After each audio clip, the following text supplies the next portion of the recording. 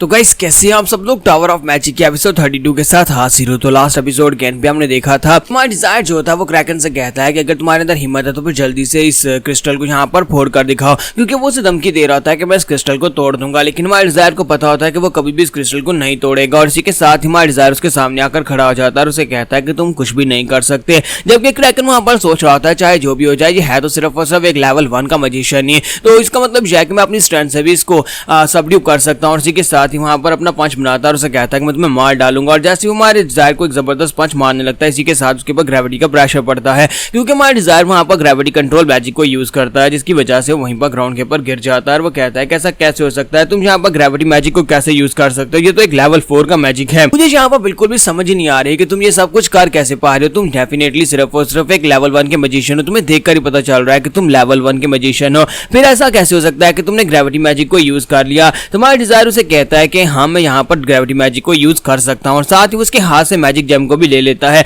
और उस magic GeM को अपने हाथ में पकड़ने के बाद वो उसे कहता है कि मैजिक जेम ये बहुत ज्यादा कीमती है, इसी वजह से तुम लोग यहाँ पर इसको चोरी करने के लिए आए हो। जबकि क्रैकन जो होता है वो उसके हाथ में मैजिक जेम को देखने के बाद काफी ज्यादा हैरान हो जाता है, क्योंकि मैजिक जेम जो पहले इनएक्टिव था वो उसके हाथ में एक्टिवेट हो जाता है और कहता है कि ये क्या, ये मैजिक जेम इसके हाथ में रिएक्ट क्यों कर रहा है, क्योंकि अभी तक तो इसके ऊपर कोई भी मेथड को यूज नहीं किया गया, कोई भी एन्चांटमेंट मेथड या कोई भी मैजिक को यूज नहीं किया गया, फिर यहाँ पर ये एक्टिवेट कैसे हो गया। क्रैकन उसे कहता है कि तुमने ये सब कुछ कैसे किया। तुम्हारा डिजायर उसे कहता है कि मुझे लगता है कि तुम ये देखने के बाद काफी ज्यादा शॉक्ड हो गए हो। मैंने भी पहली बार यहाँ पर इस क्रिस्टल को इस तरह से एक्टिवेट होते हुए देखा था, तब मैं भी बहुत ज्यादा हैरान हो गया था, लेकिन अब तो यहाँ पर मेरे लिए बाएं हाथ का खेल है, मैं इसको बड़ी आसानी से एक्टिवेट कर सकता हूँ। चलो ये तो अच्छी बात है कि मरने से पहले तुमने यहाँ पर कुछ खास देख लिया, तो तुम चाहो तो मैं यहाँ पर तुम्हें टेक्निक बता सकता हूँ, लेकिन अफसोस कि तुम उस टेक्निक को आगे किसी को नहीं बता पाओगे। और इसी के साथ ही हमारा डिजायर उसे कहता है कि लेकिन पहले तुम्हें यहाँ पर मेरी ब्रेड की कॉस्ट देनी होगी, क्योंकि तुमने मेरी ब्रेड को तोड़ा था और उसकी पेमेंट तो तुम्हें देनी पड़ेगी। और साथ ही वहां पर उसके ऊपर प्रेशर के साथ और बहुत सारा पानी डालता है,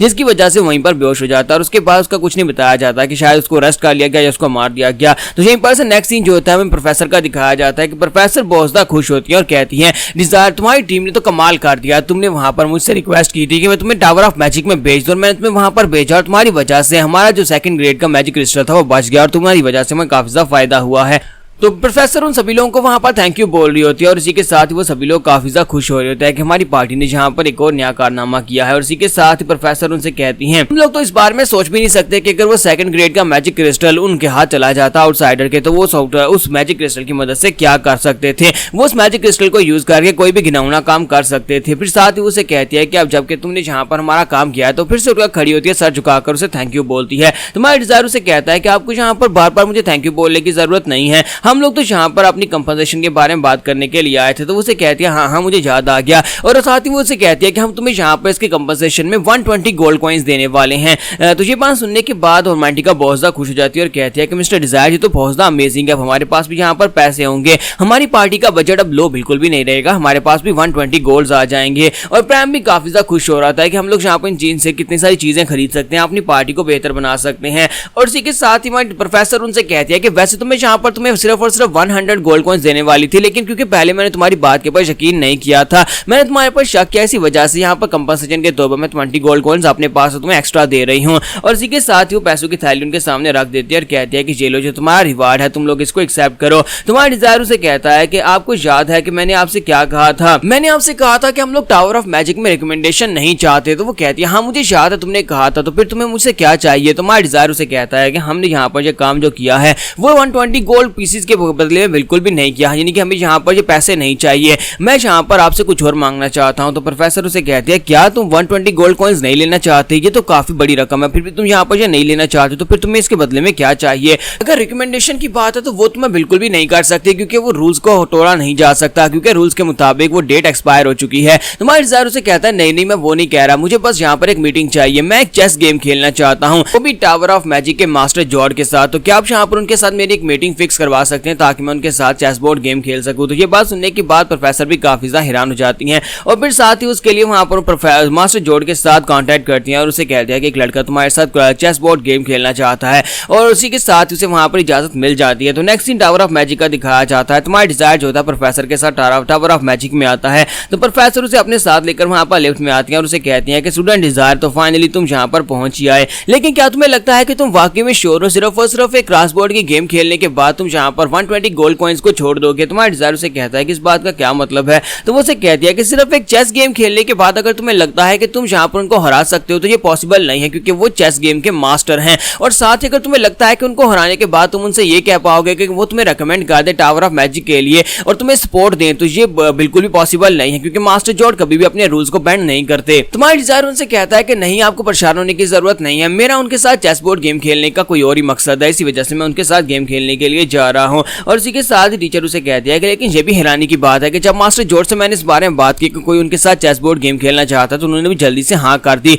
और इसी वजह से ये लड़का अब यहाँ पर है। तो थोड़ी देर के बाद वो टावर की पीक पर पहुंच जाते हैं जहाँ पर मास्टर जॉर्ज का रूम होता है। तो वो लोग वहाँ पर आते हैं और आने के बाद कहते हैं कि मास्टर जॉर्ज हम लोग यहाँ पर आ चुके हैं। तो प्रोफेसर उसे कहते हैं कि मैं अपने साथ स्टूडेंट डिजायर आरमान को लेकर आई हूँ, जो कि आपके साथ यहाँ पर चेस बोर्ड गेम खेलना चाहता है। तो वो उसे कहती है हाँ ठीक है प्रोफेसर, तुम्हारा बहुत बहुत शुक्रिया, तुम यहाँ से जा सकते हो, उस लड़के को यहीं पर छोड़ जाओ। और हमारा डिजायर जो होता है वहाँ पर जॉर्ज को दोबारा देखने के बाद काफी ज्यादा खुश होता है और कहता है कि जॉर्ज, हालांकि इसकी उम्र जो है वो 90 से भी ऊपर है, लेकिन इसके बावजूद अपने मैजिक को यूज करते हुए ये अपनी उम्र को 40 तक रखता है ताकि ये हैंडसम दिख सके। लेकिन इसके बावजूद मुझे लगता है कि इस वक्त पूरी दुनिया में अगर यहाँ पर इसके बारे में ये कहा जाए कि ये सबसे टॉप क्लास का सबसे पावरफुल मैजिशियन है तो ये बात गलत नहीं होगी। यही वो इंसान है जिसने मैजिक में चेंजेस लाई थी, यही वो इंसान है जिसने बहुत सारे मैजिकल मेथड्स बनाए थे, यही वो इंसान है जिसने आज की इंसानियत को यहाँ पर बेहतर बनाया है 50 साल पहले से और आज तक, यानी कि पूरी की पूरी एरा चेंज हो गई इस बंदे की वजह से। देखा जाए तो ये बंदा जो है इंसानियत के लिए एक हीरो है। ये बहुत ही ज्यादा सिंपल दिखाई देता है लेकिन इतना सिंपल है नहीं।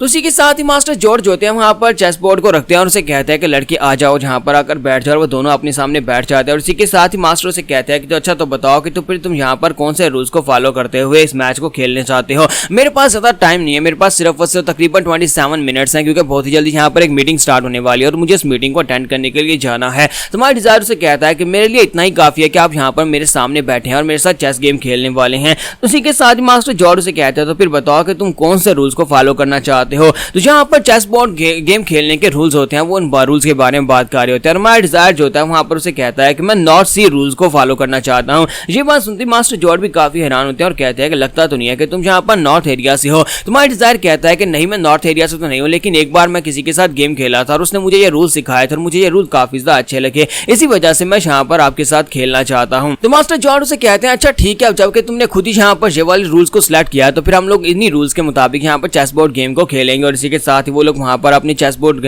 गेम को उन रूल्स के मुताबिक सेट कर लेते हैं और सेट करने के बाद दोनों वहां पर गेम खेलना स्टार्ट करते हैं। दोनों तरफ से वहां पर गेम खेली जा रही होती है। शतरंज के मोरों को यूज किया जा रहा था, एक तरफ से उनके जो मोरे होते हैं वो मर रहे होते हैं और दूसरी तरफ से हमारे डिजायर के मोरे मर रहे होते हैं, यानी कि गेम काफी अच्छी जा रही होती है। और अभी तक तो यहाँ पर मास्टर जॉर्ज को अपर हैंड होता है, क्योंकि मास्टर जॉर्ज जो है वो चेस गेम खेलने में बहुत ज्यादा माहिर हैं और वो जंजन में भी 10 साल तक वो इसके साथ चेस गेम खेलते रहे हैं। जैसी वो गेम आधी रह जाती है तुम्हारा डिजायर जो होता है वहां पर कहता है कि मास्टर जॉर्ज क्या आप यहाँ पर मेरे साथ एक शर्त लगाना चाहेंगे। तो यहाँ पर हम लोग अपनी एपिसोड 32 का एंड करेंगे। नेक्स्ट एपिसोड में देखेंगे कि हमारा डिजायर अब यहाँ पर इनके साथ शर्त लगाकर कौन सा काम निकलवाने वाला है, क्योंकि हमारा डिजायर जो है वो ज्यादातर काम इसी तरह से करवा रहा है कि अपने काम निकलवा रहा है।